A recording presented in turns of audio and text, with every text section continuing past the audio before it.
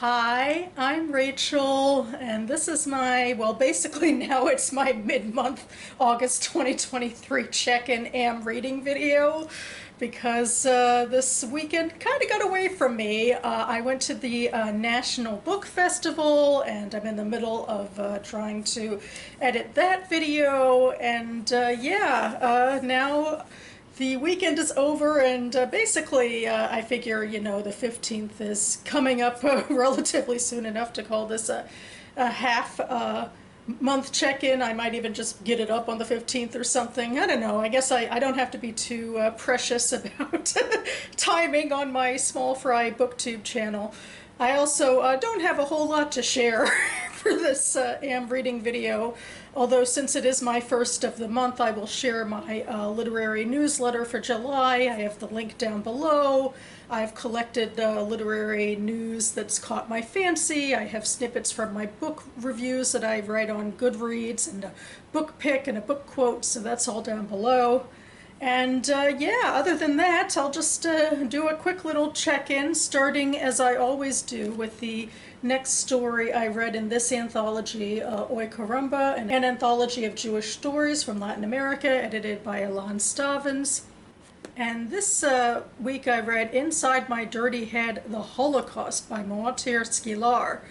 This was a disturbing little piece, I guess. Well, really it gets into ways to view the Holocaust through certain lenses. I think it was written shortly afterwards by a Brazilian author talking about the Jewish community there, and sort of highlighting types of people, survivors and other people who come afterwards, and giving it through the perspective of a young child who has a sort of cynical outlook on things. And I think what it's trying to speak to is the tragedy and the trauma of it.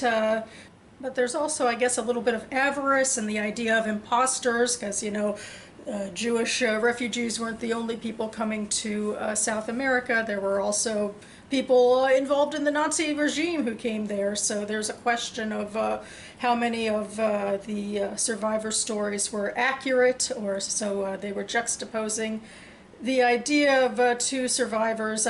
It's more of a surreal story, really, where the two survivors have the same camp number tattooed on their arms.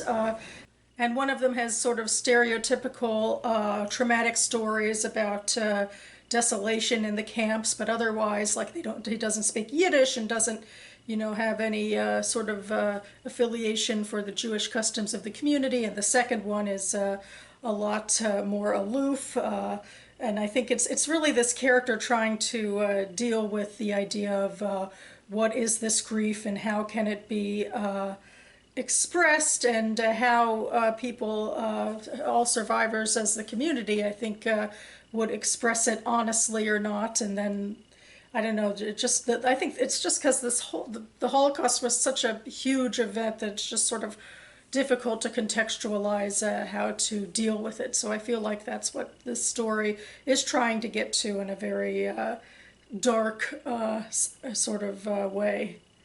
And speaking of which, that really leads into the first novel I completed this month, which is Once We Were Home by Jennifer Rosner, which is about Holocaust survivors, mostly, who were children, and usually survived by hiding in some way or another.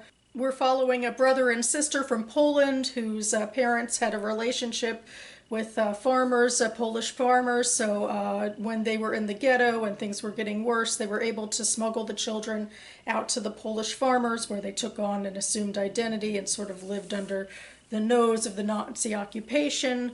Then we're following a French boy who grew up in a convent where he was in hiding. And finally, we're following a young woman. Her story actually begins in the 60s, and her mother rushed her out of Germany when she was very young, and has a lot of sort of paranoia about their German looks. They then moved and settled in England, and we get sort of the backstory to how she ended up there. And actually, she was the story that, just spoiler alerts, I guess, she wasn't Jewish. She they left Germany for different reasons. And the thing Rosner, I think, really wanted to parse was a lot of different displacement stories for people, primarily sticking with the Jewish ones, like the Jewish children who were hidden in convents, or with safe friends, that sort of thing. It goes deeper than that too, because most of the story takes place after the Holocaust, going between the characters, and in the convent story, there is one survivor, like an aunt, who tries to get the young boy Roger, tries to get custody, and the convent, the nuns have and the monks have, baptized him and have decided, his soul is for Christians, and actually smuggle him out of the country and around for a while until they're forced to give up custody.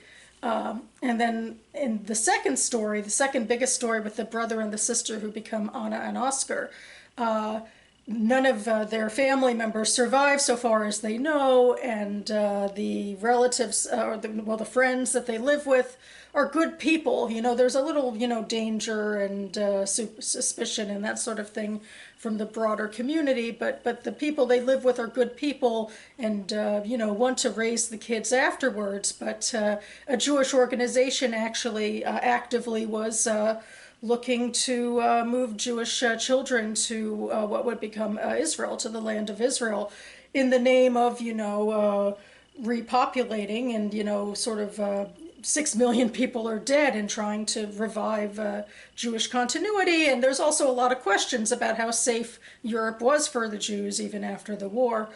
So these two children were in fact abducted and ultimately taken to live on a kibbutz in Israel, and they have very differing experiences, both their experiences in the war and then afterwards. One feels more Polish, and or at least like in line with the family, and then one definitely lived through the war feeling like an outsider, and always look over her shoulder and having to protect her brother, and wanted a sense of security that Israel seemed to offer. I mean, and then the all of the stories, they jump a lot, and then tell the stories of Roger and Anna and Oscar going from the 40s into the 60s, so from when they're children to adults. And so their stories change a lot, although I feel like that's where this falls short. You can tell it's a pretty short book, so we don't have a lot of time to really get into a lot of detail about all of these narratives, and so it really is sort of like reportage after a while, like where, they're just sort of the author's telling us what's happening more passively rather than showing us, which I think is one of the setbacks for trying to, cram too many details into one book. Like, she wanted to talk about a whole variety of experiences, and there's a sort of ending where they kind of sort of not really meet up at the end in ways. Whereas I really feel like this probably would have been better served if she wanted to do a series, perhaps. If she actually wanted to have one book for, a Jewish boy being forced to live in a convent and not given up to his relatives until later, and then how he deals with that, growing up one way and then being reunited with his family another way. That could be one book in and of itself. And Anna and Oscar's story could definitely be one book in and of itself. And then Renata's story, the young German woman, which I feel like we got the least of her backstory too, that definitely could be one in of itself too. So I feel like at the end I was mostly disappointed that I felt like she almost, like, maybe she could have written some nonfiction articles, like about these the realities of what happened to children who were impacted this way by the war in these various ways. But instead, it didn't come together fully, I think, as a novel with characters, because it's too much information for too little space. So unfortunately, I feel like I'm not starting on the highest note that I could. I was really hoping I'd like this one. This is a 2023 new release I wanted to read for my mock reads historical fiction list, which I have made a video about that I could link down below. But yeah, this one, I think it's just kind of mediocre. And finally, I'll definitely be much shorter with this one. I'm in the middle of listening to Young Mungo by Douglas Stuart on audio. So Young Mungo is Stuart's second novel. It takes place in the projects in Scotland in the post-Margaret Thatcher years, where we're following predominantly this young boy who is gay and I believe gets into a relationship with another boy, and there's more schisms because of the Catholic and Protestant divide, and it's also more generally talking about just the living conditions and social conditions of growing up in that atmosphere. And that's all I will say about Young Mungo right now, because I am reading it for the BookTube Prize finals. So the BookTube Prize was started by Robert Barter Hordes. The idea is to judge the best in literary fiction and nonfiction published in the US the year before. So we start with long lists of 48 books per division, and throughout the year we whittle them down until we get to this round, the finals round, where each division has 6 books left. And we are now judging them, and in October we'll have 3 medalists per division, a first, second, and third place. So anyway, I'm officially reading for fiction this division, and I'm supposed to zip my lips and stay mum about it because we don't want to influence each other. But if you want to hear my preliminary thoughts on my ballot, I will leave a video to that linked down below. And that about covers it for me now. I'm looking at a very low battery on my camera because, again, I did take this camera to the National Book Fest, and I guess I did a fair bit of filming, so that's exciting. Really hoping that video comes out well. That's the next video I'll have coming out on this channel, so stay tuned for that. And I hope you are all having a wonderful month of reading now that we're halfway through August, as it is. So hopefully you have a lot of good stuff going on. I hope I'll have more to share next week. And thanks for watching, everyone. I'll see you next time.